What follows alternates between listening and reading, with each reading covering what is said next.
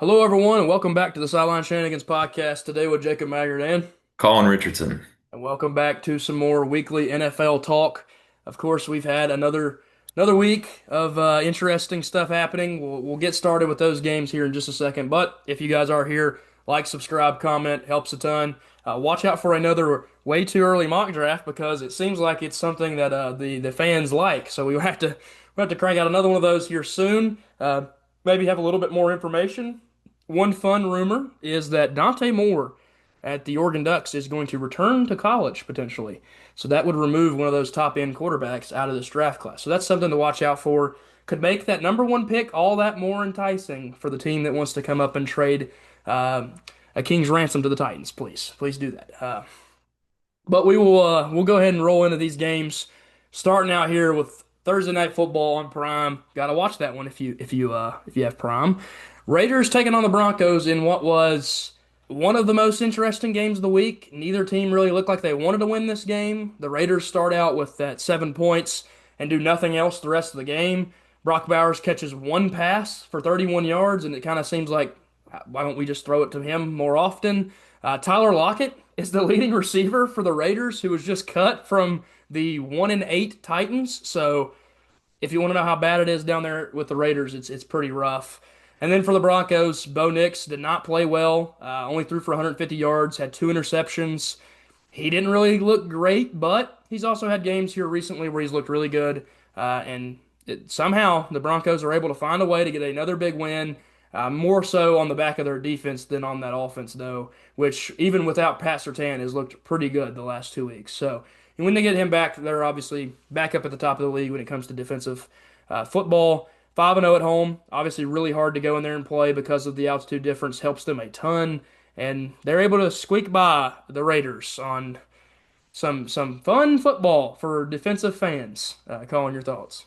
Yeah, just what you said. A fun football game for defensive fans, not anybody else. Dobbins was able to get going on the ground. He just wasn't able to find the end zone. That was kind of the story of the game. Nobody was able to find the end zone. Yeah. The score like 10-7. I saw a comparison that the Broncos are kind of remind people of the Steelers when they started the season 11-0.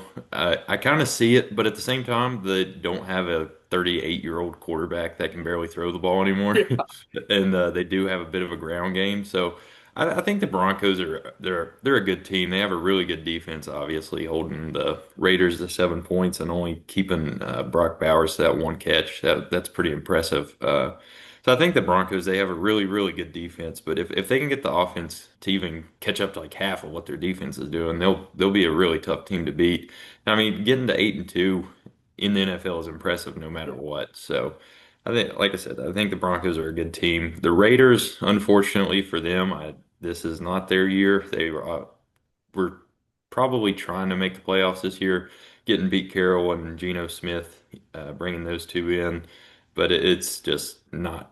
Nothing's really gone their way this year so far. So unfortunate for them, but like I said, Broncos will be fine.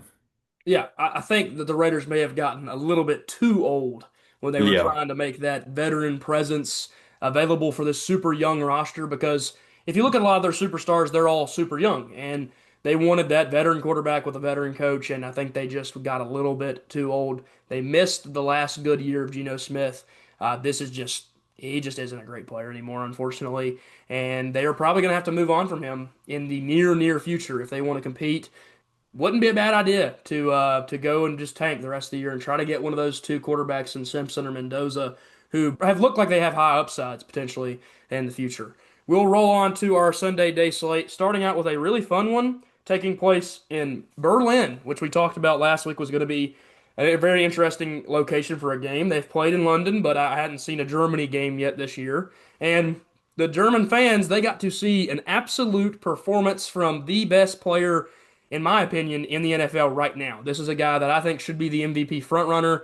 He is clearly the best player on an 8-2 football team that looks like they are way better than everybody thought they'd be. I don't see how he's not in the front runner spot for that. He obviously goes 32 carries, 244 yards, three touchdowns. He also added on a reception or two and had over 260 scrimmage yards. So this guy is unbelievable. He is I don't think it's even debatable that he's the best player in the league right now for what he's doing for his team.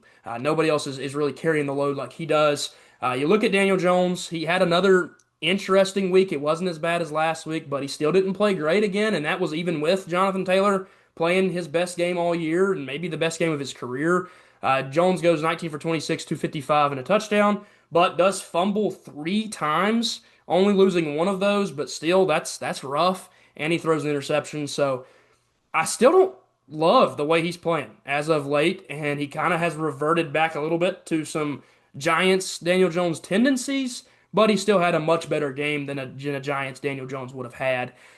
Again, you see that this is an overtime game. The Falcons did get the ball and didn't do anything with it. Colts go down and punch it in. Taylor runs it in for the win.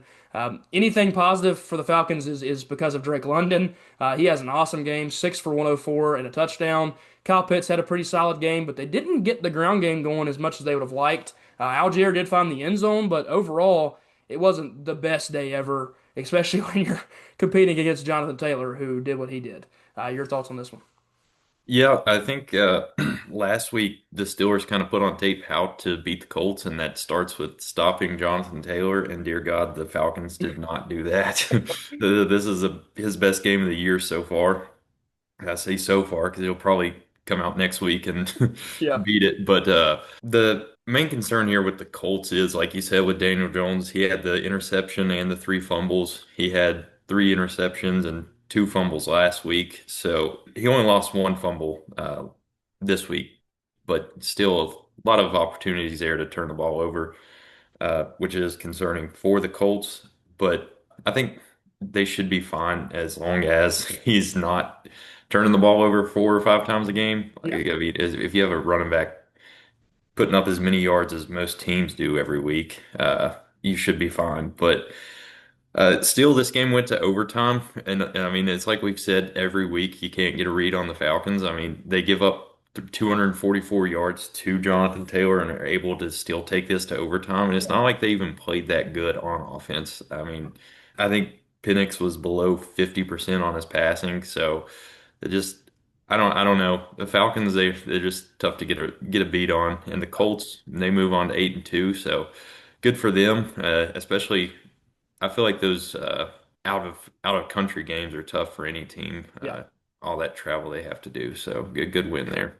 Especially after playing Pittsburgh and having the Yeah. performance that you had, it was going to be tough to bounce back playing at 9:30 overseas. Last but not least, for the Falcons, defensively, like you said, how did their offense keep them in it? It was more their defense. 7 sacks on Daniel Jones, and pretty much if you look at the list, the stats, it's one for everybody. So they were all in the backfield. James Pierce gets his first sack, who again was a guy that was supposed to be a number one overall pick 2 years ago, coming into this the college football season that he just played. But you're the Falcons. You don't have your draft pick, so you got to win. I mean, there's no point in tanking. So for them, I think they're going to keep trying to win these football games, and we'll see if they can catch any of these close victories in the near future. Moving on to our next game here, Giants taking on the Bears at Soldier Field in a game that the Giants looked like they had control of it, and they played pretty good football for most of the game. But then late in the game, the Giants they blow a lead, which they have now done 3 times this year. And in those games, they had a 92% chance to win, a 99% chance to win against the Broncos, and a 96% chance to win against the Chicago Bears. And a statistician put all that together and said to lose those 3 games, there was a 1 in 60,000 chance that that would happen. It is the first time that a coach has done that, the 1 in 60,000 with those high percentages. And that is why Brian Dable has been kicked out of New York and fired because 1 in 60,000 means you shouldn't do it. And that is a pretty rough look for what looked like a decent Giants team right before that Scatterboo injury. And then all things have went downhill since. At this point, he's gone, and the interim knows he isn't getting the head coaching job next year. Joe Shane's pretty much the last one there that's trying to win football games because he don't want to lose his job. They might as well tank at this point and just be horrible because you've got a potential quarterback who played pretty well again. Not his best day ever, but played pretty good. And you have a running back that no ligament damage, luckily, and so that's just a dislocated ankle that they'll put back in, and he should be okay. And then they have Malik Neighbors, who's a freak on the outside when he's healthy. So they've got pieces on that offense. So Tank, go get you a great defender in this upcoming draft, which there is a lot of them. We've talked about it on our mock draft. If you haven't watched that, go check it out. But they've got things to figure out for sure, and it seems like losing is the best route to getting better. For the Bears, 6-3, and now you're staring at a potential playoff spot. You've played pretty good football. You've got some wins. We talked about earlier in the year how they were on that big winning streak. They're rolling, and they're getting these wins, and they're doing it with a good offense and decent defense, playing well. Caleb Williams doesn't again have like the greatest passing overall statistic day, but he plays really good in this game. So in general, I like the way the Bears are playing. Their offense is super high powered, which is expected with Ben Johnson. And if you're the Giants, like I said before, you just got to keep Dart healthy and tank the rest of the season. Colin, your thoughts on this one? Yep. I just want to say real quick that Jackson Dart needs to start sliding because he got ended up at the end of this game. He got taken out Yep. because I think he got knocked out on the field. So he's got to start taking sliding and stop taking these hits that are just completely unnecessary. Yeah. I know he can run through some guys, but there's really no point. It's gonna end his career pretty quick if he keeps just trying to lower his shoulder and hit these guys. I mean, he's got to get down. He's the future of the Giants franchise, Yeah. possibly. So I'm sure they did not like seeing him just laying on the field almost lifeless. That was just kind of scary and pointless. But moving on from that, the Bears one impressive throw I saw from Caleb Williams. It was like early in the game. He was rolling out of the pocket to the right, and he just threw an absolute laser on fourth down in the end zone. It ended up being incomplete, but I mean it was it was probably one of the most impressive throws I saw this year Yeah. from Caleb Williams. And then he's really developed a good connection with Rome Odunze this year. I think that's been real impressive. And then he also didn't get sacked this game, so the credit there to the Bears offensive line. I know this Giants pass rush has been really good so Yeah. far this year. So credit there to the Bears offensive line. And then like you said with the Giants, they've got some stuff they need to figure out. I think they probably should tank the rest this year and get a higher draft pick. And then the Bears, though, like you said, they're looking at a playoff spot right now. So I honestly, at the beginning of the year, I probably would not have thought that. So yeah, I think the Ben Johnson hire has been huge for the Bears, and I think he has proved last year how good of a coach he is, and he's continuing it throughout this year. Yeah, I mean he's had an impressive go at it this year, especially with a team he didn't know coming in and doing this immediately and having this offense rolling. He gets a good day out of DeAndre Swift. He gets a good day out of Kyle Monunga. And they said they want to give Monunga more carries, especially with the way he played in Swift's absence last week. So it's good overall. All things are pointing up for Bears fans and for the Bears franchise as a whole. You're getting good performances from all your young guys, which is really important. Moving on to this next one, we got Dolphins taking on the Bills in arguably the most surprising game of the week. We've watched this Dolphins team look pretty horrible over the last I don't know how long. I mean, Tua had one good game, and every other game has been pretty awful. But Buffalo, they didn't show up at all in this game. They didn't even score points until the fourth quarter. They were getting run out the building, and decided they wanted to get back in it a little bit. But impressive game from the Dolphins. Is there a world where they are saving some coaches and maybe a quarterback's job? I think that's potential if you can win some games. I mean, you win this one, it feels great because you beat your rival and you set them back a little bit. And if you're the Bills, you got to figure things out. Josh Allen doesn't have a bad day, but he did a lot of his work in the fourth quarter. 306, two touchdowns. They have to have better performances throughout the game. They have to have much better defensive performances. This is not a team that should be scoring 30 points on you. For the Dolphins, the super positives is Tua plays pretty solid football, and it's a good bounce back from what he's done last week and the week before. And then Devon Achane is the story. I mean, 22 carries, 174 yards, and two touchdowns. This would have been the running back performance of the week if Jonathan Taylor wasn't an absolute freak. And you're getting that out of a young guy that seems like a building block. If you're not going to trade him this year, then you're not trading him in the future. You got to keep a hold of him and let this guy go out and do work for you. Your other trade candidate at the deadline and Jalen Waddle also has a good game. So I guess maybe if they made good decisions at keeping these guys, if they can figure it out next year. Obviously, this year seems like a pretty lost cause at 3-7, but interesting to say the least. It makes the Dolphins' decisions about McDaniel and Tua and all these question marks. It makes them a little tougher to make those decisions if they can play like this for at least a couple more games this season. And the Bills have to do better. Your thoughts on this one? Yeah, I'm with you. This is like real surprising. The Bills coming off a win against the Chiefs, and they just beat the Panthers like 44 to nothing. So they were riding high, and then the Dolphins just, I mean, the Bills did not have an answer for them until the fourth quarter, and they even outscored them in the fourth quarter.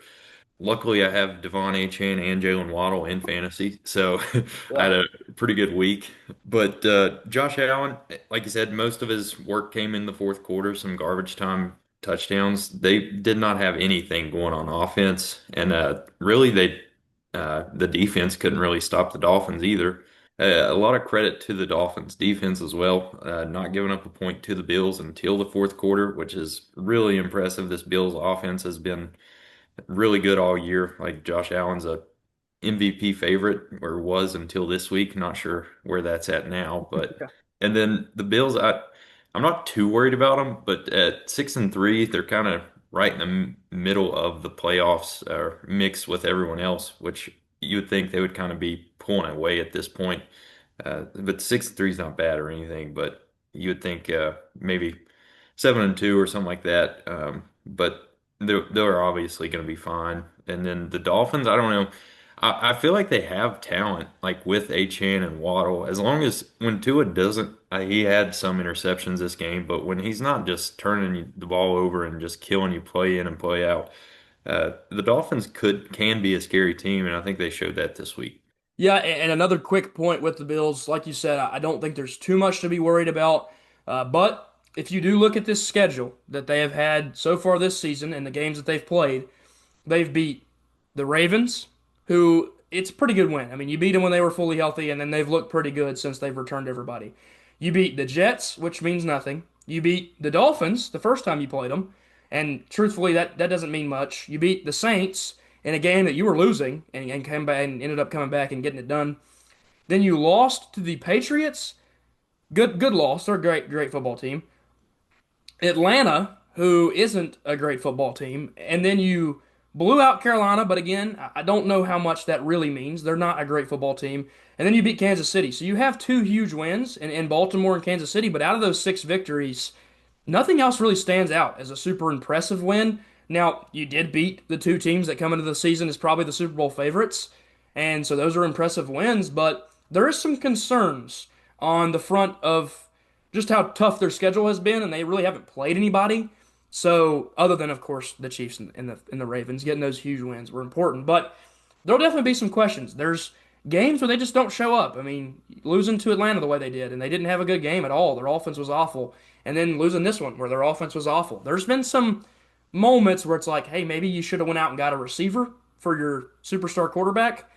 That was definitely on the table. So interesting to see what they do the rest of the year, and if the Dolphins again, can you build on this at all?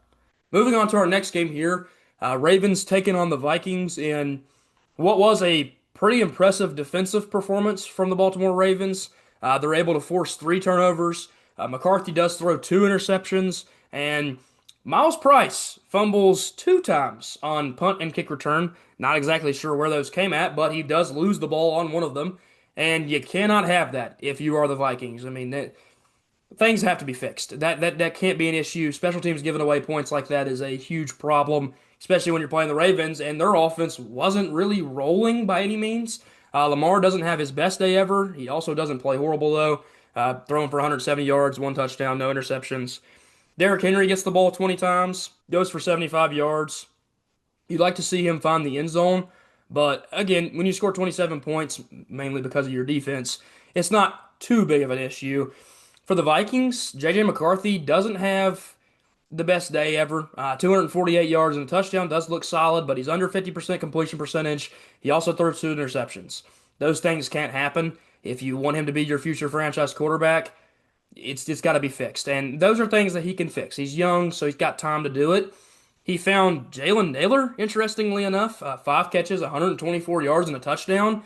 Out of everybody on that team, I would have never said that Naylor was going to be your lead receiver. You have Jordan Addison and you have Justin Jefferson, and you even have a really good tight end in TJ Hawkinson, and none of those names mattered. It was Naylor getting it done in this one. So, interesting game for sure. The Ravens, they're rolling. They've got those wins and they're starting to put them together. They're trying to catch up in that division, and I think that that's going to end up being a pretty fun race down the stretch. It's going to be really important who takes those games when they play their division matchups here in the near future.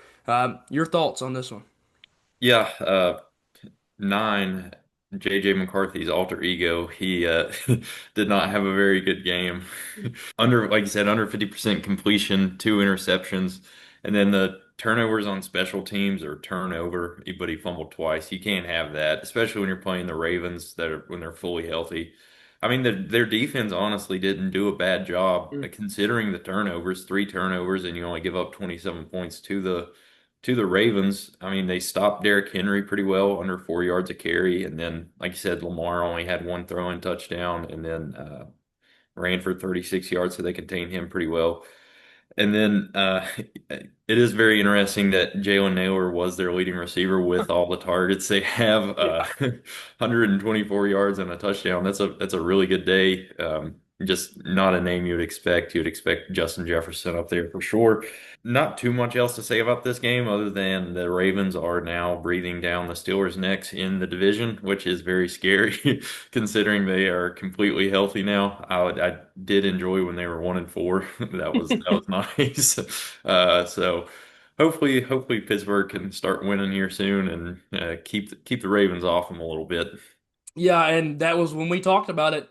It was important to try to build that lead in that division while they were, not healthy. And they did a decent job. They got some big wins, and they beat the Colts last week, which was an awesome win. But they still didn't build a huge gap, and so that is going to be a pretty really like close matchup to watch down the stretch. Is who catches up in that division. I don't think it's going to be this next team we talk about here, No. and the Cleveland Browns, who lose a game to the New York Jets, where the Jets' leading passer throws for less than 160 yards, but they win this one because they get a kickoff return touchdown and a punt return touchdown.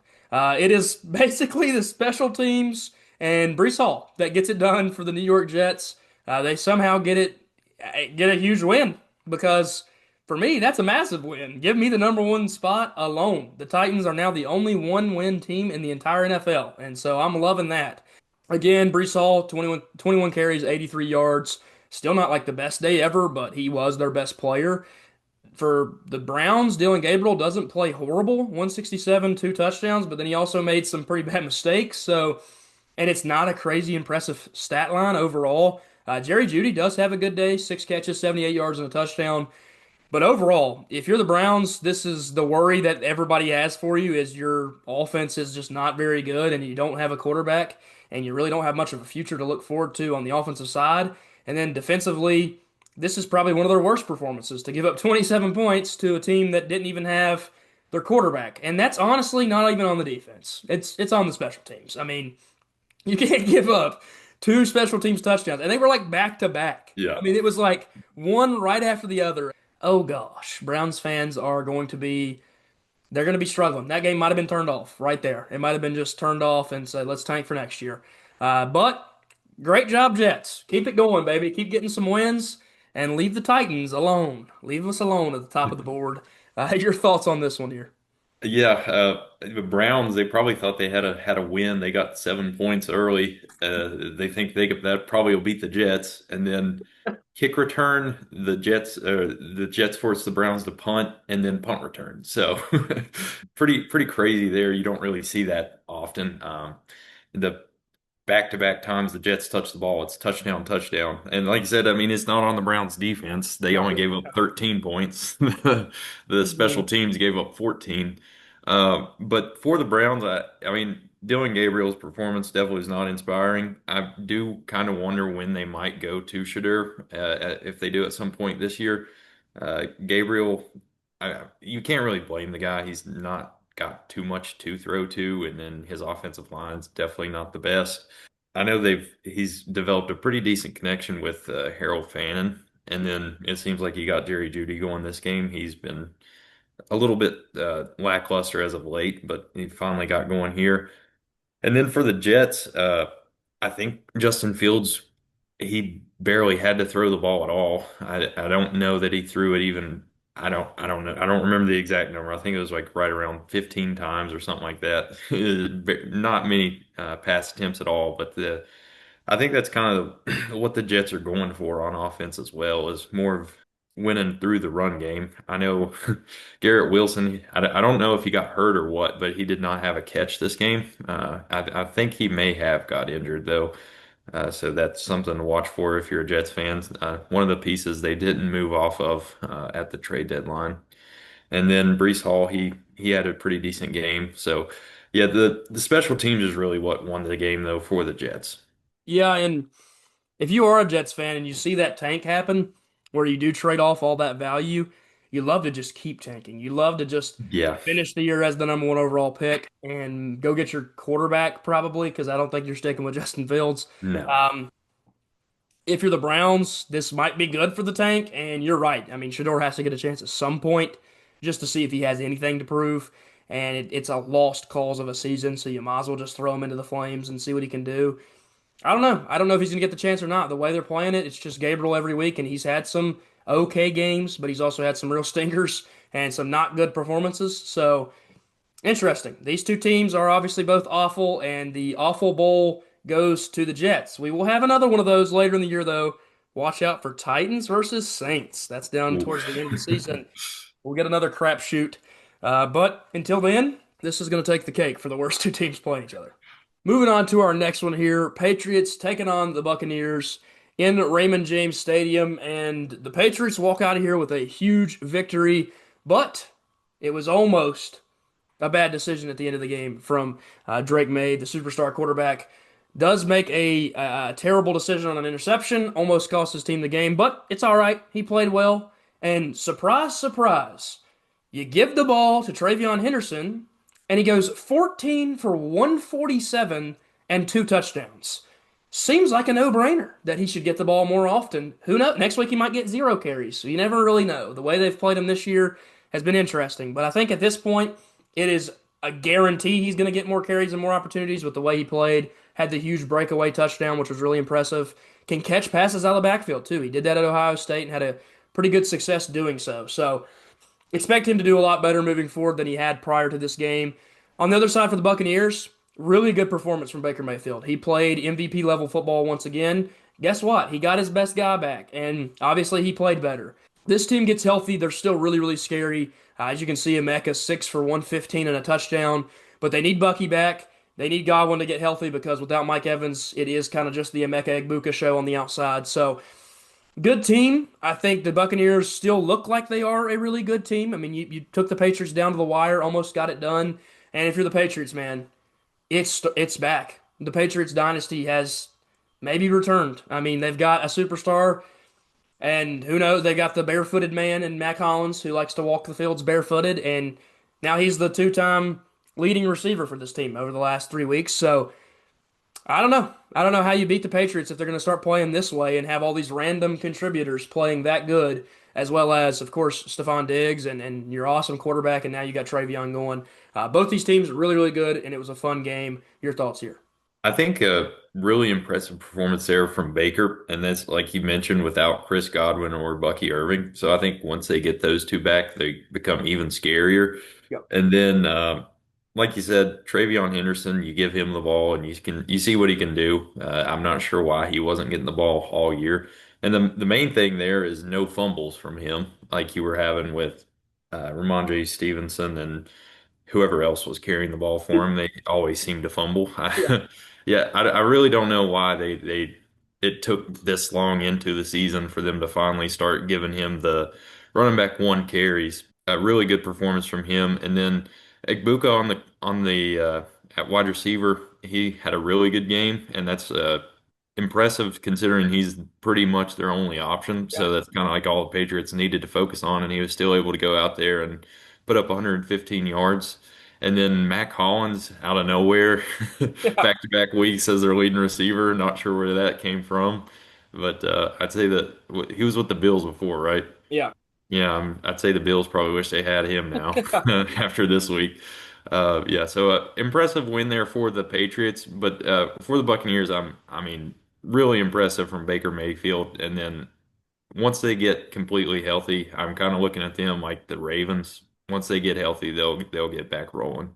Yeah, and that's scary too because the Ravens were one and whatever. The Buccaneers are Yeah, still 6-3 yeah, without their guys. So when they get those dudes back, they're going to be really good. I expect them to be a constant competitor, and with the way Baker Mayfield can get it done at the end of games, they're a scary, scary team to face in the playoff situation because if it comes down to it, again, I'm serious when I say I don't know if I'd rather have another quarterback. I mean, that's a real sentiment I share with Baker and of course Pat Mahomes. You have to say him too. But Baker's definitely in that conversation for that kind of situation. Moving to this next one. Great job, Saints, baby. New Orleans Saints. We have one win team left, and that is the Titans. I mentioned it earlier, and that is because the Jets and the Saints both get it done. Will say the Saints win this game solely because of a really impressive performance from Tyler Shuck. Um, Maybe this guy should have been playing more. You used a second round pick on him and gave him an opportunity, kind of threw him into the fire, playing against the Rams of all teams, who have probably the best pass rush in the league and one of the overall better defenses. And he didn't look great in that one.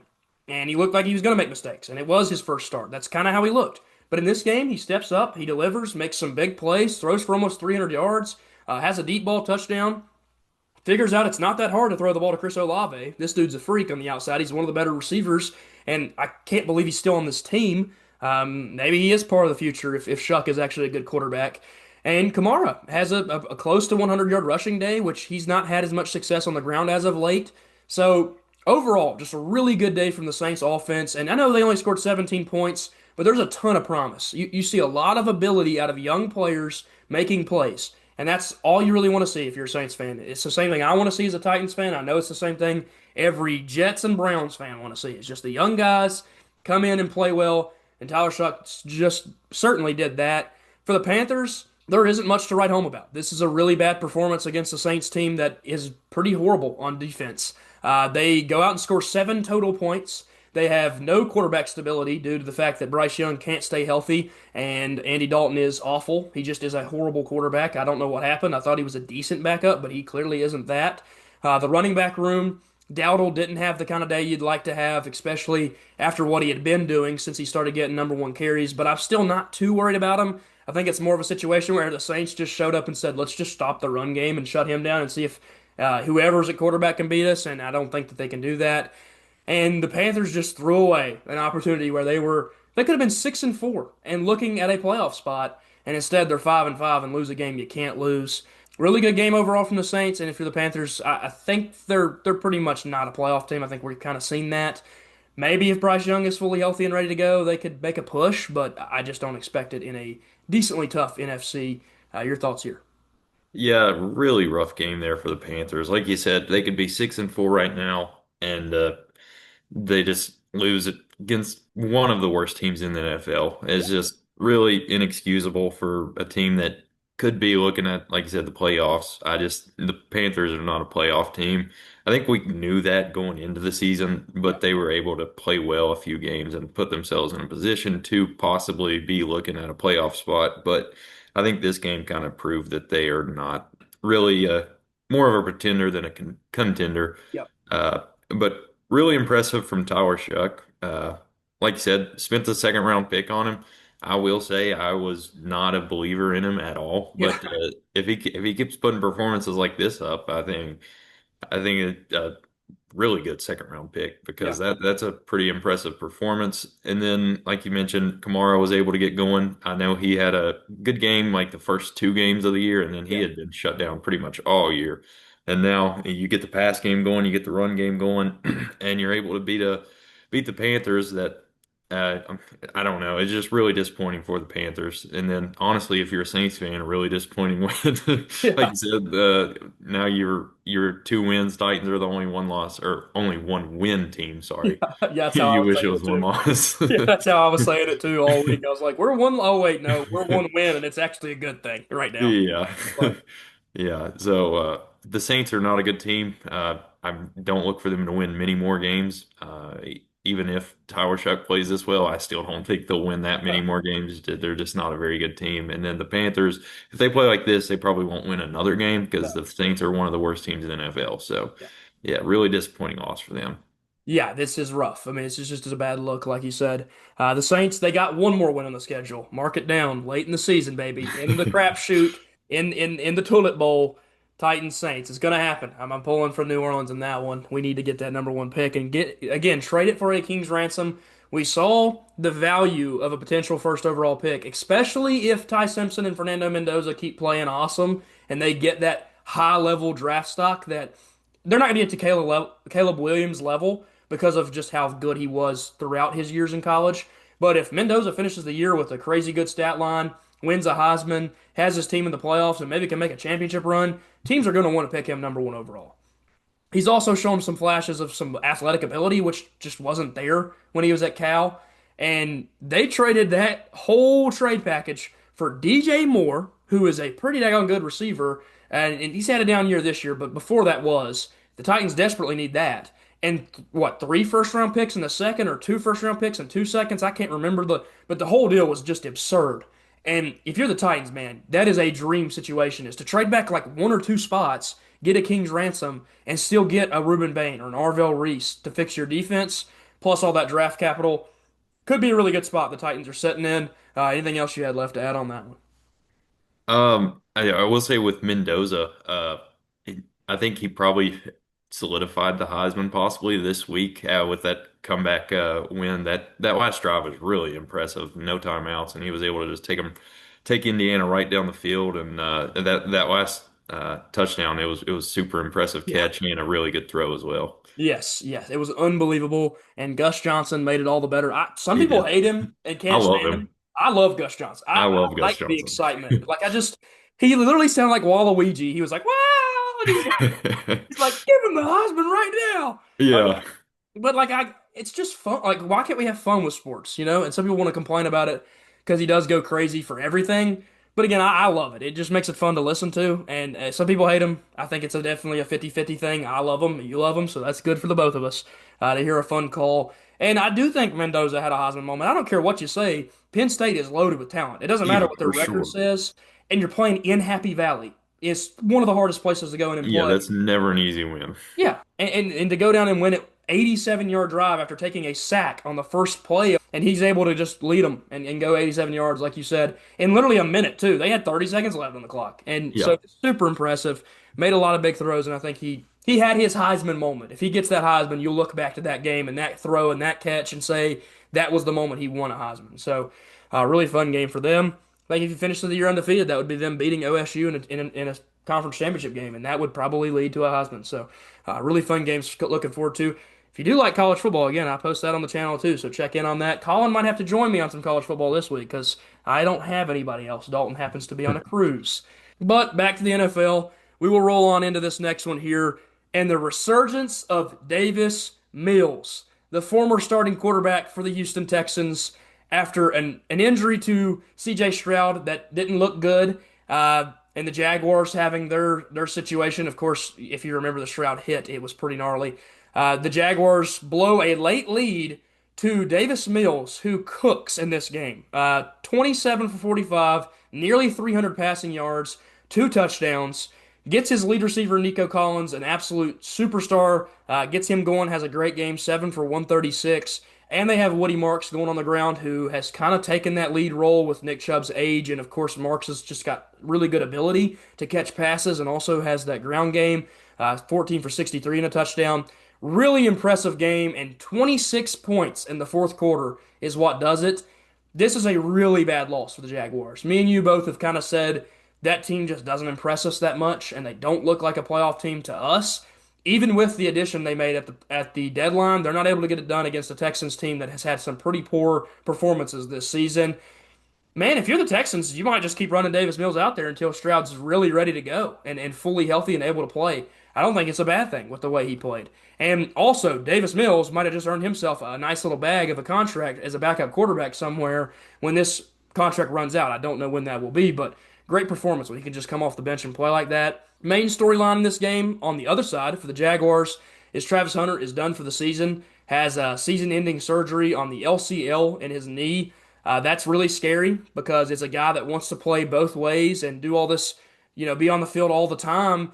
Knee injuries are probably some of the worst things you can have as a football player, and that's something that will hinder his ability to cut and his ability to make plays on offense and defense. So we'll see if next year maybe he just becomes a one-way guy because they don't want to risk him getting that kind of injury again. And with him going down for the season, it's almost like they didn't make a trade at the deadline. They lost the other receiver, so they add a receiver, but it didn't mean much now with the injury. So I don't think the Jaguars have too much to look forward to be honest. I just don't think they're that great of a team. They have some building blocks, though, and you want to see those guys keep playing well. Your thoughts on this one, which was just a crazy game? Yeah, right. Insane game. 26 points in the fourth quarter with Davis Mills as your quarterback. That is insane. Uh, for the Jaguars, like you mentioned, Travis Hunter goes down. That was kind of like one of the main concerns for him going into the season was he hasn't played both ways in an NFL season with his longer season. He was able to do it in college, but longer season, more physical game in the NFL. So that is a concern. And then, like you mentioned, maybe play him just one way moving forward. But then, if you only play him one way, would you have drafted him second overall? Is he a number? Is he worth a number two overall pick if you're just going to play him at wide receiver or corner? Yep. I don't think so personally, but it's a really tough loss there for the Jaguars. And then you go out and you get Jacoby Myers at the deadline, and then you lose this game like this. So that's pretty unfortunate. And then I don't. Trevor Lawrence, he didn't play bad, but I just don't think he's really played. He had like that good second year, and then he just has not really done much since then, which is really unfortunate for the Jaguars because they gave him a really big contract. So you'd like to see him play better and not get outplayed by Davis Mills. Yeah. I mean, But it's really hard to give up on first overall picks, it is, yeah. especially if they've had success during their time with you. Yeah. Yeah, I mean, I think the talent's there with Trevor Lawrence. I don't know what it is. He's just not able to really uh, find his footing here in the NFL, but maybe he'll get things going one day eventually. I don't know. The Jaguars need it bad though if they're gonna make a push for the playoffs, especially now at 5-4. It just makes things even more difficult after this loss for them. And then for the Texans, you're 4-5. Davis Mills just played really good, so you never know. And maybe they can make a push for the playoffs here.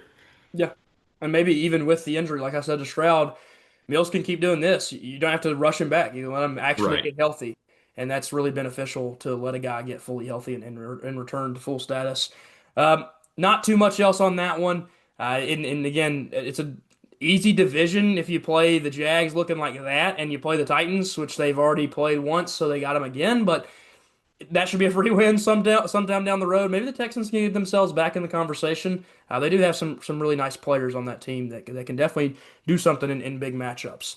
Moving on to this next one here, a battle of the birds. The Cardinals taking on the Seahawks in a game where the Cardinals had about a 0% chance after the first quarter. I don't know what happened to Sam Darnold this offseason, but somebody peed him off a little bit, and he had a good year last year. And everybody talks about how bad the season finished for him. He's playing really good football. He's doing everything he's supposed to do to win football games, and now he's getting some help from his defense too. DeMarcus Lawrence scores two touchdowns in this game, not one but two. Really impressive performance from him. That's something that it says there. He scored two touchdowns in his entire 148 NFL games. He scores two in one game, so a really impressive performance from him. Zach Charbonnet gets going on the ground as well. We've talked about it once a couple times actually that Kenneth Walker doesn't get the ball that much, and Charbonnet did steal the carries yet again. And then for the Cardinals, Jacoby Brissett is not a bad quarterback by any means, but he clearly isn't going to get you anywhere when it comes to just winning football. Trey McBride is incredible. He is in that conversation as the best tight end in football and probably is this year because of Brock Bowers' injuries and just his inability to get on the field. And honestly, the quarterback play ain't helped him too much. But 9 for 127 and a touchdown there. Overall, just a really, really impressive performance from the Seahawks. And I'm hard pressed to say they're not the best looking team in the NFC right now with the way they've been playing the last few weeks. Really, really impressive blowout victory here. Your thoughts? Yeah, you said NFC, possibly the NFL, Yeah, really. I mean, the Broncos, they are not playing too inspiring after this week. They yeah, barely beat the Raiders. So, I mean, the Seahawks have been really impressive. For the Cardinals, like you said, Jacoby Brissett, he didn't play bad. He's just not going to win you too many games. And I mean, this Cardinals team is not great. However, I do love the Trey McBride connection. So if he can stay in there, just keep it going. yep. I've got him in both my fantasy leagues, so he's been a monster for me. Uh, Sticking with fantasy for a minute, can we please give Kenneth Walker the ball? I begged you last week and you didn't listen. So Well, please listen to me. He needs to get in the end zone. Anyways, the Seahawks, two of their touchdowns, like you said, come on the defensive side of the ball from one player, DeMarcus Lawrence. That's crazy. He's defensive lineman, correct? yeah, yeah, defensive end. Yeah, Yeah, I'm not sure. I'm assuming there were fumbles, but yeah, I don't know either. yeah, but like you said, the Cardinals didn't really have a chance after the first quarter. It just and then at halftime, you're looking at 38-7. So I mean, there's really I don't know how if you're losing 38-7 at halftime, how you come out and play too inspired, and it doesn't really look like the Cardinals did. So just kind of a blowout win here for the Seahawks. Not too much to say about this one. No, it's just it's what the Cardinals have been doing since basically the start of the season. And honestly, the Titans kind of started this with the craziest victory you'll probably ever see. The way they won that Yeah. game was interesting to say the least. Another quick note that I have to make. Sam Darnold threw 10 for 12 in this game. That is it. 12 total passes for 178 yards and a touchdown. And crazy stat here. One, two, three, four, five different players got a rush attempt in this game. Kenneth Walker, 14 for 67, if you were wondering. He did not find the end zone yet again. He would be very playable in fantasy if he could just score some touchdowns, because that's not too bad of a day overall on the ground. Yeah, who did find the end zone for him? It was Char Charbonnet got in. Halani got in the nice backfield. Holani. Yeah, we'll give him some Yep. carries. Yeah. JSN, of course, found the end zone through the air, and then the DeMarcus Lawrence touchdown. So they just can't get your boy Ken in the end zone. They don't like him. They don't like him down there. They say go sit on the bench, Kenneth. You're not playing. So we'll see we'll see if in the near future Kenneth Walker can get a little bit more playable for your fantasy squad. Moving on to our next one here. Another really impressive victory from the Rams. They scored 42 points on a pretty decent 49ers defense. Now, I do know that they are facing some really serious injuries. No Fred Warner, and of course, no Nick Bosa. So those injuries really, really hinder that defense from being as good as it could be. But it's still really impressive to drop 42 points on a Shanahan defense. They are usually really, really good. And then you get the other side of it with Sean McVay, who is probably the other guy in that conversation behind, Andy Reid and Shanahan as the best coaches in football. He put up a masterclass of offense. Stafford throws 4 touchdowns. Puka finds the end zone. Kyron finds the end zone. Overall, just a super, super impressive day for them as an offense. With the Niners, Mac Jones plays really well. 33 for 39, 319 yards, 3 touchdowns. Unbelievable performance, but McCaffrey was shut down in this game and didn't have the day he would have liked to have had, especially on the ground. Kittle finds the end zone, has another really good game. He's kind of bouncing back from those injuries. That very first game he played, he literally had 0 catches and just blocked the whole game. So, with him getting healthy and being available to come back and be the guy for them at the tight end position is really, really important if the Niners want to keep playing. I think this is a really fun matchup. These two teams could very easily meet each other again in the NFC playoffs. I think they're both really, really good. But man, what a performance from the Rams. We just mentioned the Seahawks maybe being the best team in the NFC. The Rams are telling us right now, hey man, talk about us some too. We've put up some really impressive performances. We're 7-2, and we have a couple surefire Hall of Famers on this offense in Devontae Adams and Matthew Stafford. So really, really fun game to watch. Your thoughts here? Yeah, I think when this Rams offense is completely healthy, they're definitely one of the best in the NFL, if not the best.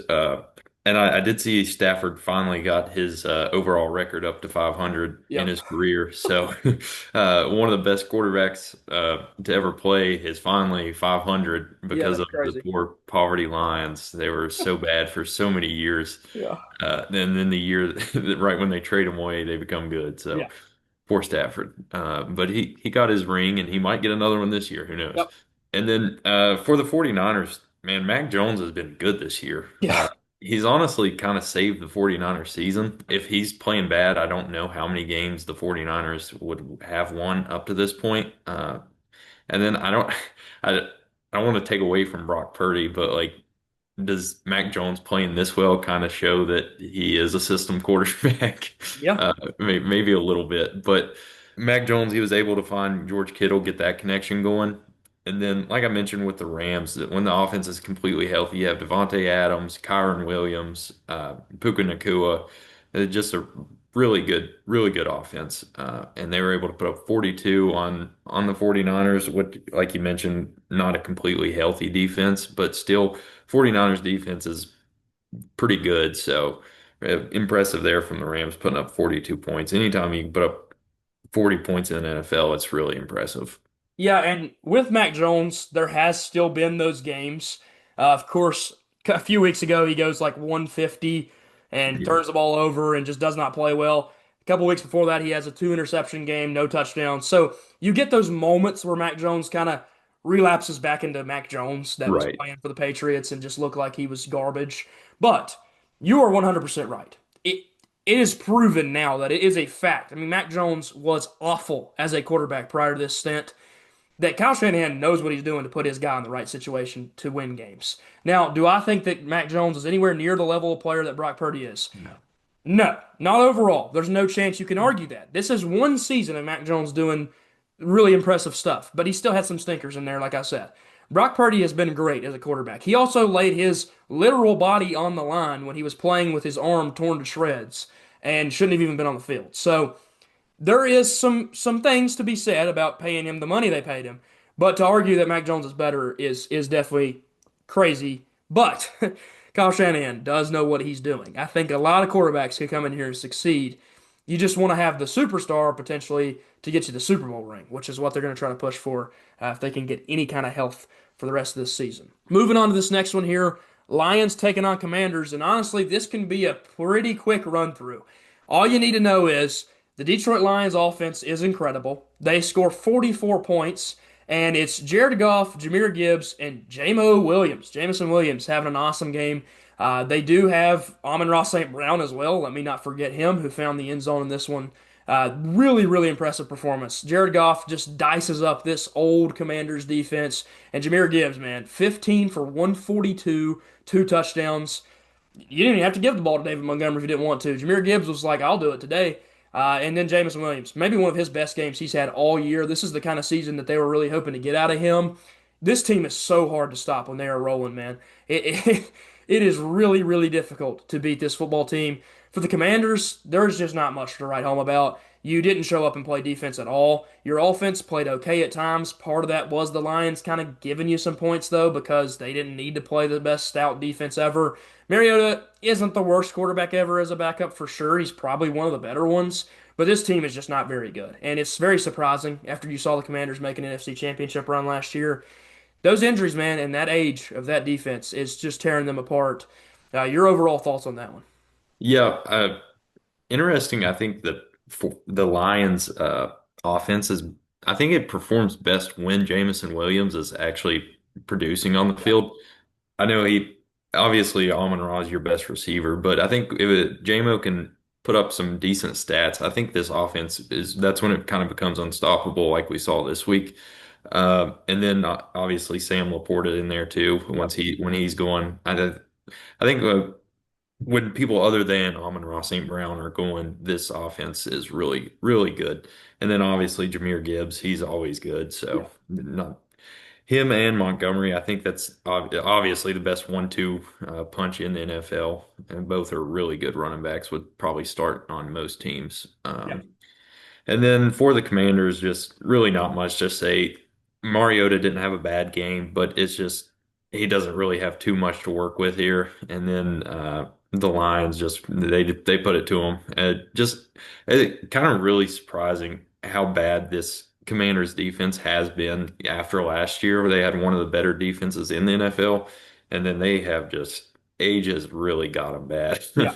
The offense hasn't performed as good as it was last year either. So just a really disappointing season for the Commanders. And I don't know if they need to tear it down completely or what, but they're definitely not getting any younger. No. Yeah, it's probably should have moved off some of those pieces if you could at the deadline. That would have been a good idea to try to trade a Bobby Wagner in what could be his last season. Trade some of those older defensive linemen. Maybe trade some of these corners that you've got that are older, especially like a guy like Lattimore who just faced a season-ending injury. So a lot of question marks with this roster. I don't know how you make it much better. And now Jaden Daniels is probably just going to sit out the rest of the year. I don't see too much of a point in rushing him back. I just don't make any sense really to risk him going out there and getting hurt again. And if you can let him rest and let Mariota just finish the season. They also don't have much of a run game, which doesn't help this team either. They just can't run the football. Maybe you shouldn't have traded your starting running back at the beginning of the season. That could have helped you out a little bit, especially with all these injuries that you've had. You didn't expect Austin Eckler to tear his Achilles, which could maybe end his career. And it's just a lot of bad things have happened to the Commanders this year. Just a really unlucky season. To add for the Lions, another another point. Jahmyr Gibbs also scored through the air. Forgot to mention that. So, 3 touchdowns, over 170 scrimmage yards. The dude is unbelievable, like you said. You expect it every week. He's going to be one of the best running backs in the NFL.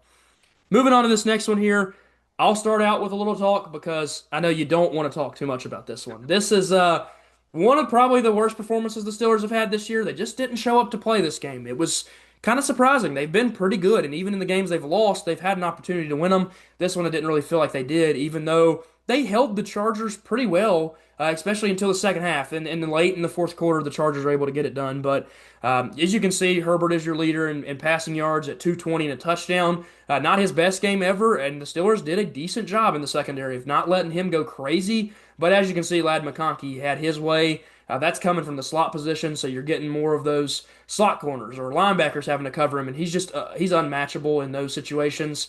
Again, 4 for 107 and a touchdown.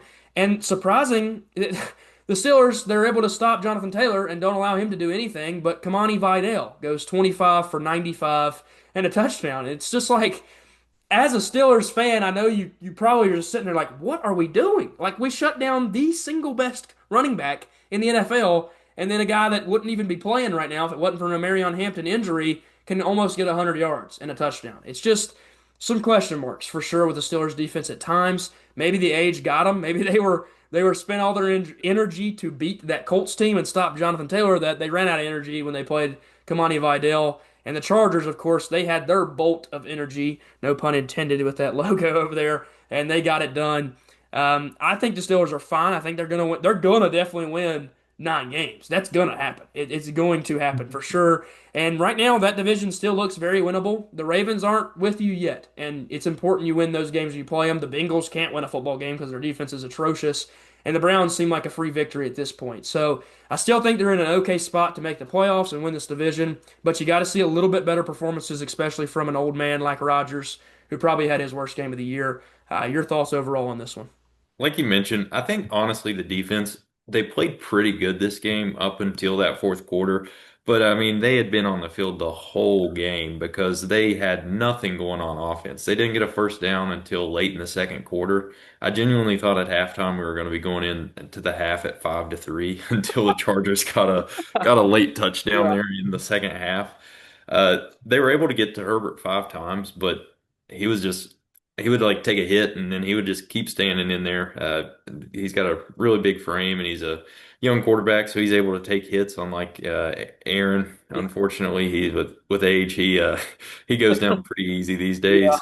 Uh, and then he definitely had his worst game, and I'm not going to say it's completely on him because the offensive line did not hold up too well. The Chargers were able to get to him a few times, and then it was just it seemed like he had a few passes that he was missing that you normally don't see from Aaron Rodgers. He was kind of overthrowing a lot of his passes.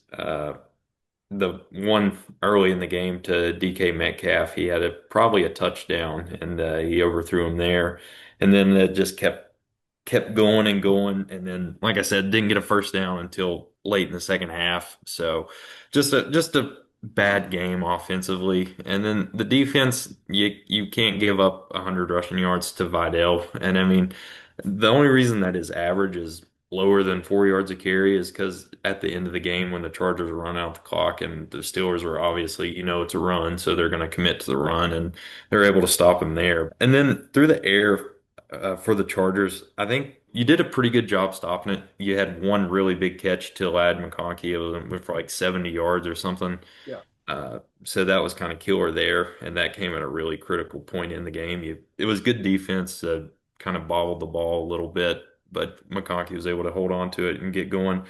Just I don't know, really bad offensive performance. I don't, I'm not going to blame the defense too much on this one. The offense just played really, really bad.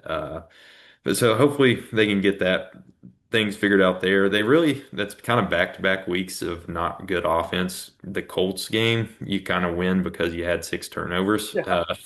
and give the offense the ball on their side of the field a few times there. So just a pretty bad performance offensively. Hopefully, if they get that figured out, I think they'll be fine. But yeah, like I said, not too good. Moving on to our next one here and our last one of this week. Of course, Monday Night Football. That was unwatchable for us YouTube TV subscribers. It was probably unwatchable for the rest of the country as well. 10-7 final score. Eagles get it done. They have multiple tush pushes, brotherly shoves, whatever you want to call them.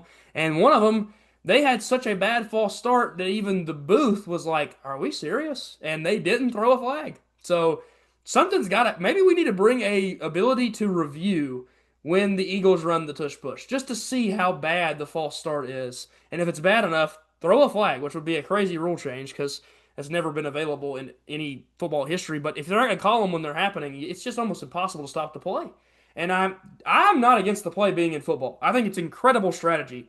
And if you're able to do that, Nick Sirianni did it. He created this play the way that it's ran now when he was an assistant coach. So he knows what he's doing, and it's his play. And I don't think there's anything wrong with it. I think it's a football play.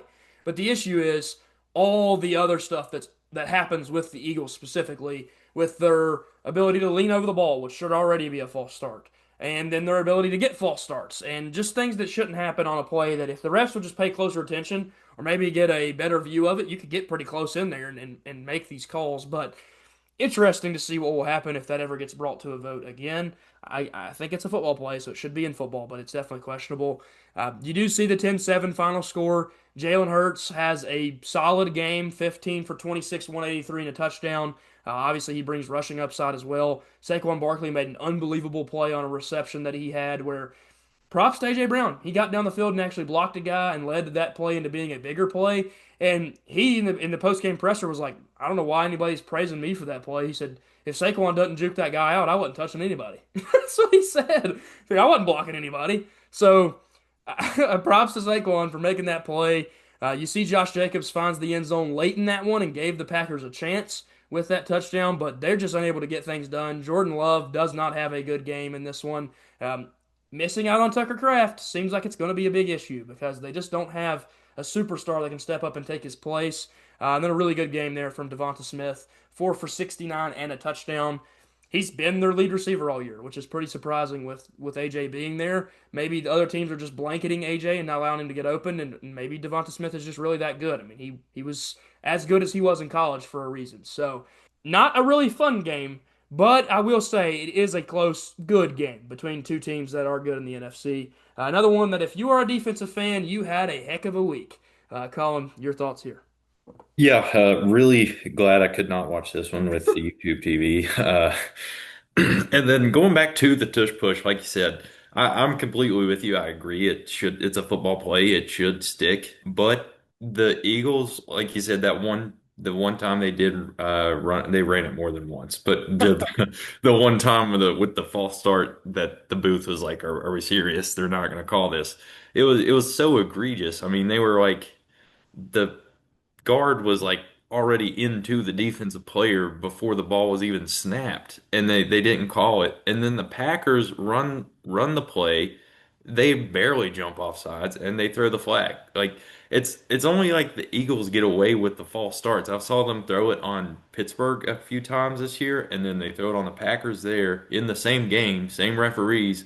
So I don't know what the Eagles are doing to hide a false start. I mean, it looks pretty obvious Yeah. from the game cast, but like I don't know. They need to call the false starts because they're it's like you said, it's impossible to stop if they're not going to call that.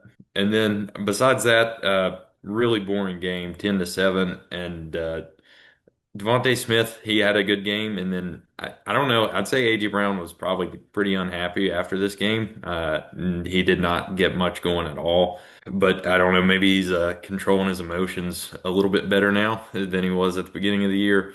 Eagles are 7-2. The Packers, I think that's the second loss in a row there. Uh, Missing the tight end for sure. I know all about how good he is. I got to witness that firsthand, unfortunately. So, big loss there for the Packers. And then I guess a good win for the Eagles. They did not play great, but the Packers, I mean, the defense did enough to slow the Packers down. So, a good defensive win there for the Eagles. Yeah, again, they're able to hold them to that last second touchdown, basically late in the game, fourth quarter. Also, And interesting choice there going for it on fourth down with yep, the Hail Mary. I'm not, I would definitely would have punted the ball there, yes, but yeah. And I was about to mention that moment is like so up for debate right now. It seems that there is a potential chance that that was a Jalen Hurts and AJ Brown decision and not a Nick Sirianni decision. From what Sirianni said after the game, he's defending his decision and his players. He's never going to throw a player under the bus for that. You don't do that as a coach. You're going to get the guys on your bad side. He said, "I thought we were going to be able to maybe get the first. I didn't feel good about kicking a field goal and giving them the ball on the 47-yard line. Wherever the ball is spotted is where they get it in the NFL. So it would have been spotted back even farther than the 35. He said, I didn't want to give him the ball there. I didn't feel great about our punter being able to get it down inside the 20. So he said, I just didn't think it was the worst decision ever, so we did it. But if you go back and watch the play, they show a sideline camera angle of Sirianni, and he literally says, what are we doing when they run the play? So to me, what I think he was doing was he was running them out there to try to get a offsides, 5 yards. Then you could kick a field goal. Then it's a 47-yard field goal. That's a reasonable distance that every single pro kicker should be able to make that kick. When you get to 50 plus, I give you some leeway. That's not an easy kick, and so maybe that was the reason was they were worried about it. You're in Lambeau. The weather can be wild down there. So again, the decision is insane because if you do just punt, I think a pro punter probably could have pinned that inside the 10. Especially he even if he put it in the 20, the play would have took 7 8 seconds, and you'd have put him in the 20-yard line instead of the 30. So yeah, overall the decision is interesting. And if it was a player-led decision by Hurts and AJ Brown, good on Sirianni protecting them and not throwing anybody under the bus. And if it was his decision, I doubt he makes it again, but it ended up not mattering anyways. Just interesting to say the least, and has been a hot topic for debate amongst the NFL community after that play. Last but not least, a super successful week for the Titans. Literally the best week of the season we've had, and we didn't even play football. I mean, what a week, man. All the bad teams decided they wanted to win a game, and the Titans are sitting pretty at the top of the board. Now, all you have to do, it's simple. All you have to do, just lose games. You don't have to hope any other team does something else. You control your own destiny. The lovely words that you want to hear when you're winning games and when you're losing games. You control your own destiny. If you're the Titans, let Cam Ward play good, keep him safe, and if we ever are winning a game, maybe we can put the fourth string quarterback in and see if we can throw a couple picks, or maybe put a running back at quarterback and just run Wildcat the rest of the game. We don't need to win any more football games. Titans go 1-16, please, and get that first overall pick. It is so valuable, especially because there are some very quarterback needy teams and some very good quarterbacks potentially coming out in this draft class. Now moving on into our pick'ems for the week. Of course, we will start out here with Thursday Night Football on Prime. New York Jets taking on the New England Patriots. The Jets, man, they're the Jets, and they got it rolling, and they got a big win over another really crappy team. You're not beating this team. The Patriots are absolutely rolling. They're playing in Gillette Stadium in Foxborough, and this fan base is going to be going crazy for this team. Give me the Patriots, and it could potentially be a big blowout. yep, I'm with you on this one. I don't see the Jets winning three in a row here. I'm gonna go with the Patriots, and like you said, it could get bad. Moving on to our Sunday day slate here, starting out with a game in Madrid, Spain. The NFL is going all over the place this season. You've got the Commanders and the Dolphins. I am sorry, Madrid, Spain, for that game coming overseas. That is going to be, I don't know what kind of game it could be. This shouldn't be a super fun one though. Give me Miami to get another win. No real reason other than the fact that they beat the Bills and the Commanders have looked about as bad as anybody in football. And when you talk about bad defenses, this is two defenses that generally haven't looked very good. They did look good last week, Miami, but not all year. But they do have high scoring offensive potential, and I know the Commanders aren't stopping anything. So give me the Dolphins to get a victory over in Madrid. Yeah, I like the Dolphins here as well. Going back 2 weeks or 3 weeks ago, Tua had a really good game when his eye was hurt or whatever Mhm. he had going on there. And then he had a bad game and then a good game. So hopefully he can get off that little pattern of good game, bad game, and maybe this Washington defense will let him have two good games in a row for the first time in what would be since probably his rookie year. So I'm gonna go with the Dolphins here. Like you said, the Washington defense can't really stop anything. So I'm gonna go with Miami. It should be a could be a shootout. I'm not gonna say should be with these two bad teams, but it definitely could be a shootout. Yeah, again, sorry that that ends up being the game that Yeah. the Spanish audience gets to attend and watch. Moving on to our next one here, Carolina taking on Atlanta, and if there's any two teams that are just kind of who knows what when they play, it's these two teams. The Falcons have had some promising performances. Same with Carolina. I don't know the situation with Bryce Young. I don't know the health of Bryce Young. But if Andy Dalton is playing in this game, Atlanta's just a better football team, even with their inconsistencies and they get it at home. So give me Atlanta. They got after the passer last week. They're able to rush teams. If they're able to rush, some good players, they're going to get after Carolina. They're going to sack Andy Dalton a couple times if he's back there. And even if it is Bryce Young, he struggles a little bit under pressure. So give me the Falcons to get a win here in Atlanta.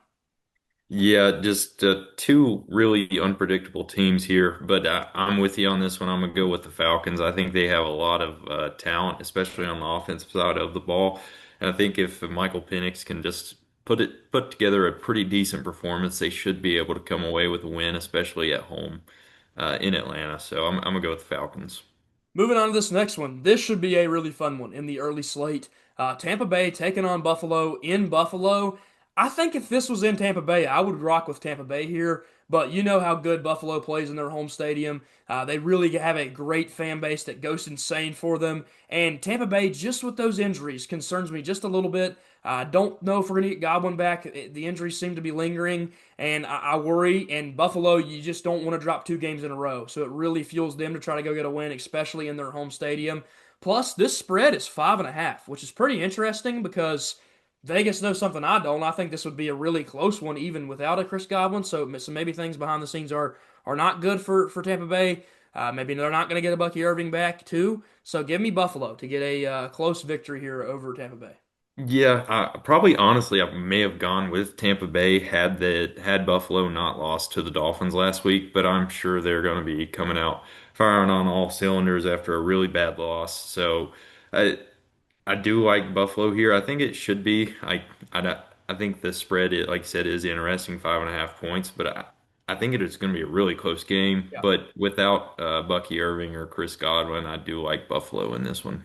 Moving on to our next one here, what could actually be interesting because you never know what you're going to get out of Davis Mills. He did play well last week, but he is a backup quarterback in the NFL, and we have certainly seen some ups and downs from NFL backups this season. But they are playing better football as a team. They have a better team than the Titans. I think you know where I'm going to go with this pick, but quickly I'll give you a rundown for the Titans. You want to see positives here. You want to see Cam Ward at least stay up in the pocket. I mean, he's been getting sacked a ton this year. J.C. Latham just hasn't looked great at right tackle. You know the problems with Dan Moore. He's not horrible at times, and then he's horrible at times. So he has his games. You need him to play better. You need the offensive line to protect him better. Tajay Spears is a great piece, and with him healthy, he's actually been the better running back between him and Pollard. I'd love to see Spears get more opportunities. And then just get the ball out to your guys. Get it to Eligeo Manor. Get it to Chimere DK. Get it to Gunnar Helm. Use all the young players. Give them opportunities to have great games.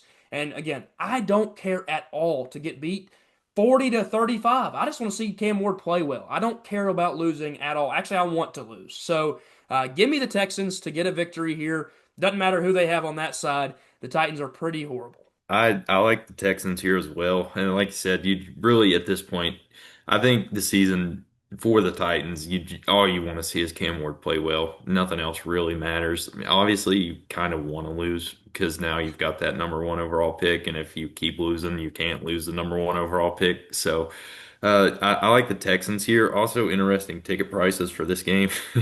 $15 is some of the lowest I have seen so far. Yeah.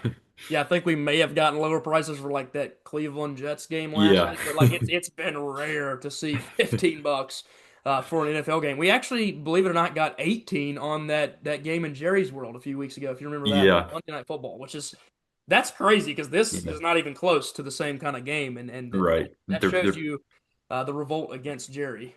They're pushing the Pirates regular season prices at this point. Yes, yes. You have the Pirates in baseball. I have the Titans in football. Both extremely horrible teams. Moving on to this next. Wait, with some potential superstars. I will That say is that. true. You That is guys got a true. first overall pick. We got a first overall pick. There's some signs of hope, maybe. Yeah. I don't know if Pittsburgh will spend money like the Titans hopefully do, though, because No, definitely we've not. got the cap, and there is no cap in baseball or a floor. Honestly, would be the situation for the Pirates.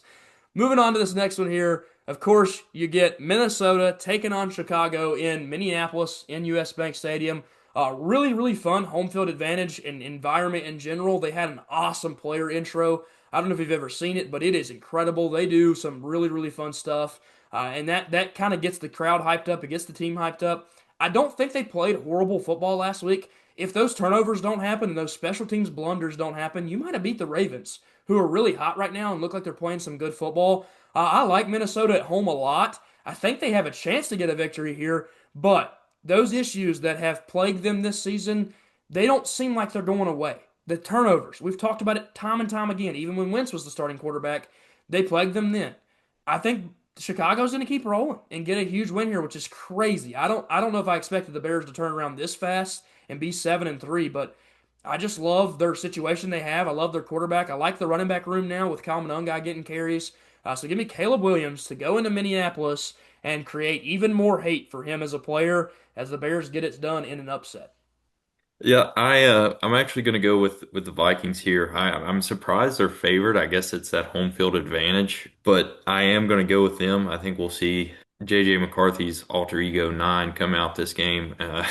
He's going to have a good, not rookie performance, but he is kind of a rookie. Yeah. So I think definitely got some room to improve. So I think we'll see a good performance out of him, and I'm gonna go with the Vikings here.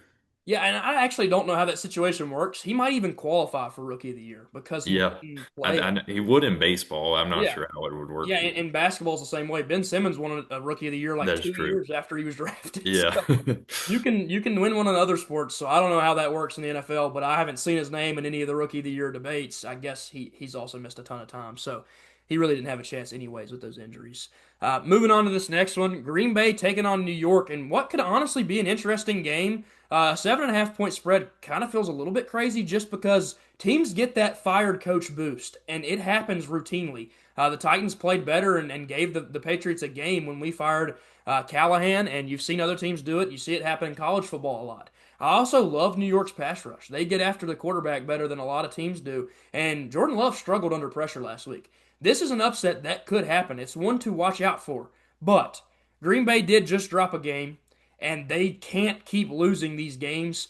They're too good. They have too good of an edge rusher, too good of a running back, too good of a quarterback, and too good of a head coach, truthfully. I think Green Bay will get it done on the road here, but I expect this one to be close. I would definitely be betting that 7.5 points for the New York Giants. Yeah, I'm with you here. I think it's definitely going to be a close game, but I do like Green Bay here. They've dropped back-to-back games. I don't see them dropping 3 in a row. They're still a really good team, even without Tucker Kraft. So I think that they'll get a win here. But I do like the Giants, honestly. I think Jackson Dart keeps them in most of these games. Yeah. So I would like to see him slide and not get hurt for Yeah. for his career's sake. Please start sliding Jackson Dart. But I do like Green Bay here. Moving on to our next one, Cincinnati taking on Pittsburgh in Pittsburgh. This game last time, of course, was the Jamar Chase slant, slant, slant, slant, slant, out, out, out, out. 16 receptions, like 23 targets. I mean, he was unstoppable. Pittsburgh just didn't have an answer for those routes, and none of those corners are just quick enough to keep up with him when he runs those easy in breakers and out breakers. But it is in Acrisure Stadium. It is in Pittsburgh, and Pittsburgh is favored big time in this game. 5.5 points. I think a lot of it has to be the defense that has played pretty well. I think they're going to be prepared for that game plan. And to me, Cincinnati doesn't really have another option. It's kind of just go to Jamar Chase and T. Higgins a ton. They don't have a great running game. They don't have a good offensive line. And you know that Joe Flacco isn't making any moves in the pocket. So I think Pittsburgh gets it done here. They're able to get in the backfield in the last game. I think they're going to do the same thing here and just have enough pressure and know what Cincinnati wants to do and the home field advantage. So, no homerism. I'm not picking for you. I'm picking for myself here. I think Pittsburgh is just a better football team, and they know the plan that Cincinnati has. So, give me the Steelers. Yeah, I like Pittsburgh here as well. They usually split with the Bengals, so I could see that trend going. And they have changed their defense some. They moved Jalen Ramsey back to safety, and now they're playing more of those underneath routes, so you're not seeing them getting picked apart by the slant routes as much anymore. It still does happen occasionally, but it's not near as many as 16 receptions. So Yeah, I think we'll see Pittsburgh win here, and then uh, I like hopefully playing the Bengals, they'll get that offense going back again. yeah.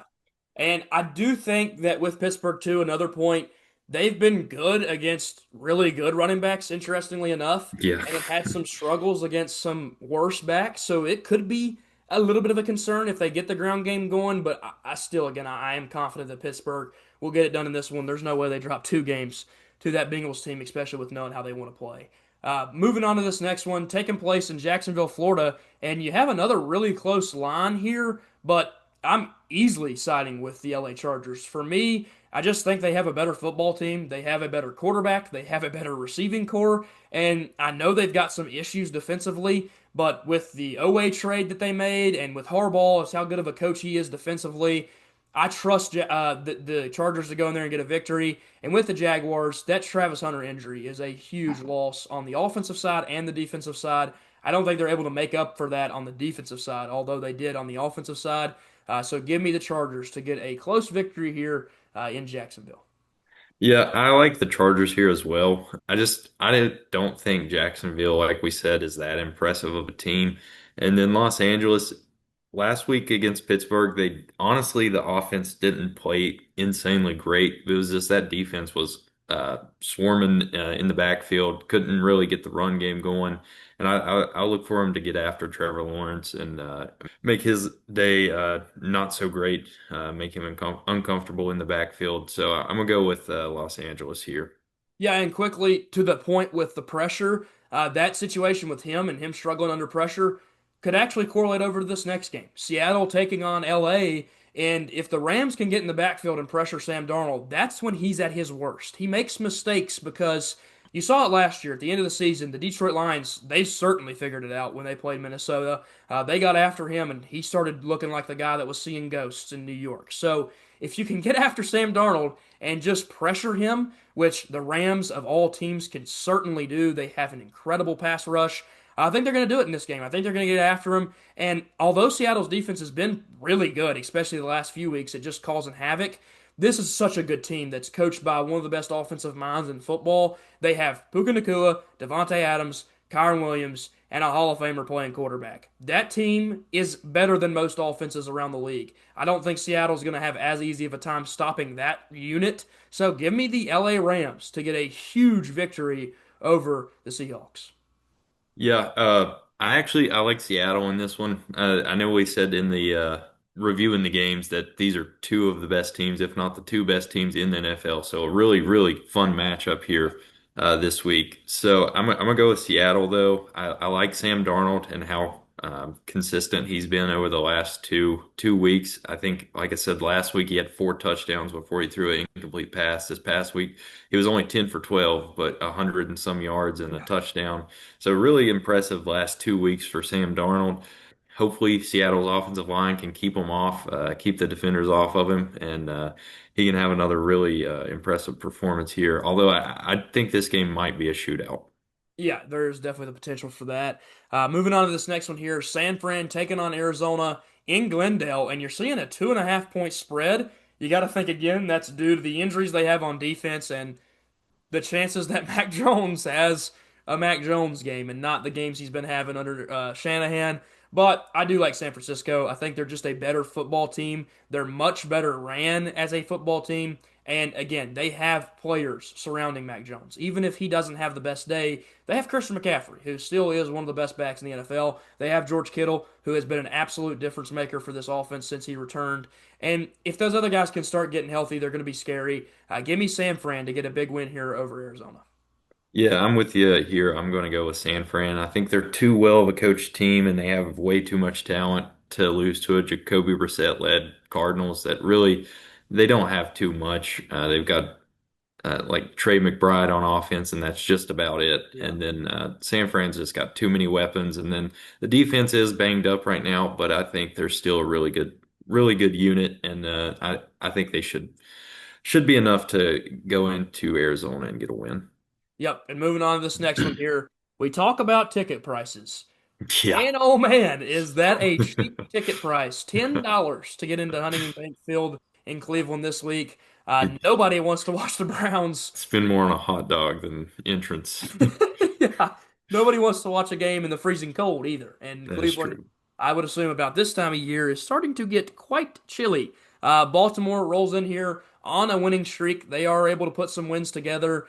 They are a far better football team than the Cleveland Browns. And I mean, if I'm a betting man, 8.5, you're giving me 8.5 with Baltimore.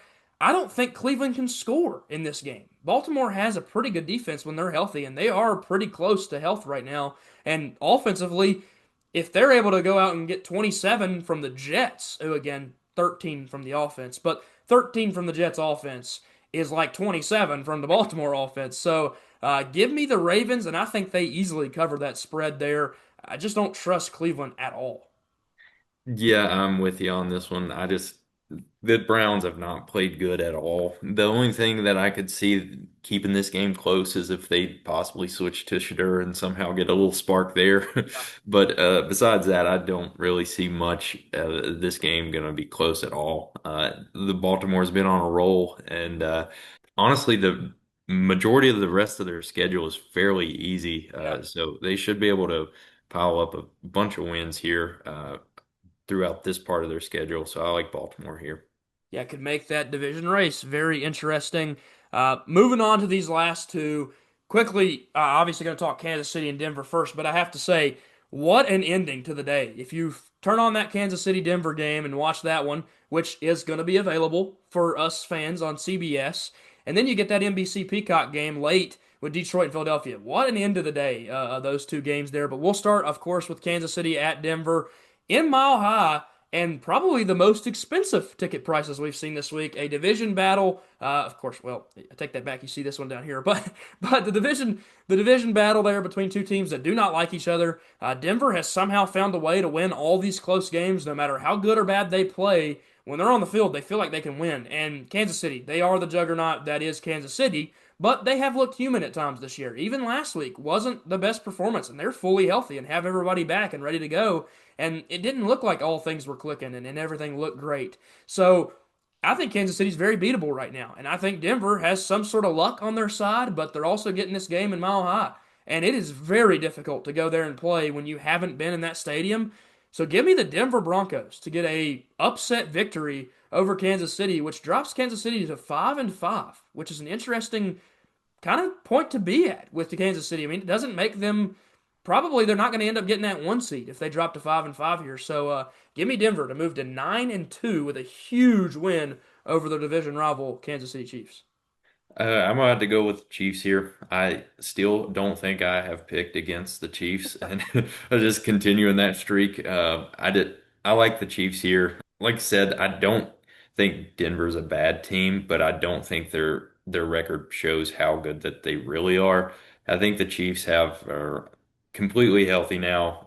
They coming off a bye and a loss to the Bills, so I think they should be able to be pretty well prepared here. Denver obviously has the home field advantage with that Mile High Stadium, but I like the Chiefs here. Yeah, and again, it should be a really fun one and a close matchup. Moving on to this last one in our Sunday day slate, Detroit taking on Philadelphia. This should be a really fun one yet again, taking place in Philadelphia. And I don't know what to expect in this game because what version of Philadelphia do you get? Do you get that Eagles offense that can throw the ball for 300 plus yards and A.J. Brown and Devonta Smith have over 100 and Saquon gets going? Or do you get the offense that shows up and drops a goose egg in the running game and then maybe Hurts throws for 150 and it's just a sloppy, ugly football game? But I also think Philadelphia can win in either of those situations. They're pretty good at winning those kinds of games. On the other side for Detroit, this is a top offense in football. I think that's a guaranteed fact. They have had some lapses on the defensive side, but at times they've looked really good on the defensive side. I like Detroit more than I like Philadelphia. Maybe it's a bias pick. I'm not a Philadelphia fan by any means. I hate the Phillies in baseball. So maybe that's me picking against Philly as a whole. Give me the Detroit Lions to go on the road into Philadelphia and get an upset victory over a really good Eagles team. Yeah, I think one thing you can expect in this game is the tush push uh, Yes, you will see it. and a false start. Yes, That's not called. yes. Uh, but I'm with you on this one. I do like Detroit here. I think the Eagles, they've struggled on offense for quite a bit this year. A bunch of different games that their offense just has not been clicking. Detroit, like you said, has one of the best offenses in the NFL. The defense is it's decent. It's good enough whenever your offense scores 40 points. So I like Detroit here. I think it should be a really close game though. And moving on to this last one here, Monday Night Football on ESPN. Will we have YouTube TV back at that point in time, or should I say ESPN on YouTube TV? Who knows? I really don't care. Another one that I just don't seem to be getting too hyped to watch. I do have CeeDee Lamb in fantasy, so I hope he goes off. But Vegas, I don't quite understand how this is as close of a spread as it is.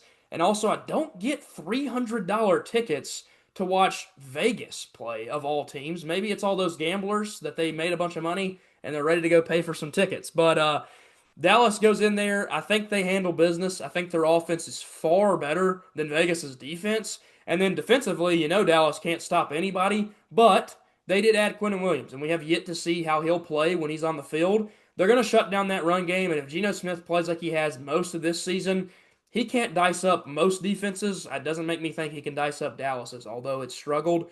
So give me Dallas to get a win and cover that 3.5 point spread, which feels relatively low to me. Also, the over/under at 50.5.